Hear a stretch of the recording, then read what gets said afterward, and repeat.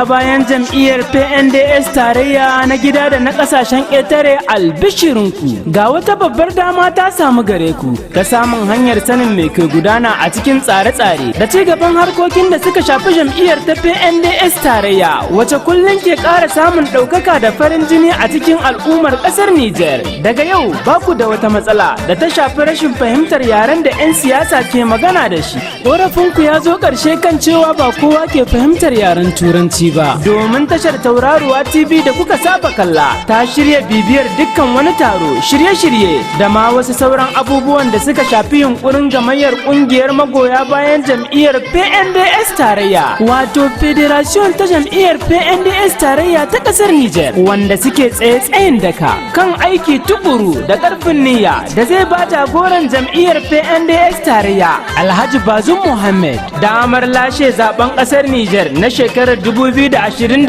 tun a karan farko. Kasancewar ta jagora na gari mai niyyar aiki tukuru da kyakkyawar manufa yasa shugaban jam'iyyar Alhaji Muhammad Bazum daura damarar rangadin sada zumunta a cikin birane, ƙauyuka, rugage da sauran yankuna na ƙasar Nijar domin gani da sanin halin da kowace al'umma ke ciki, wanda hakan zai ba shi damar sanin irin gudunmuwar da suke bukata, halin da suke ciki, matsatsin da suke fuskanta, sannan da cikakkiyar damar sanin inda suke bukatar tallafi, wanda hakan zai ba shi damar sanin abin da kowace al'umma ke bukata. Shirin namu na tashar Tauraruwa TV zai rinka zuwa ne a lokaci zuwa lokaci, sannan zai rika bayyana dukkan sakamakon ziyarar ta jagora kuma dan takarar jam'iyyar PNDS tarayya na shekarar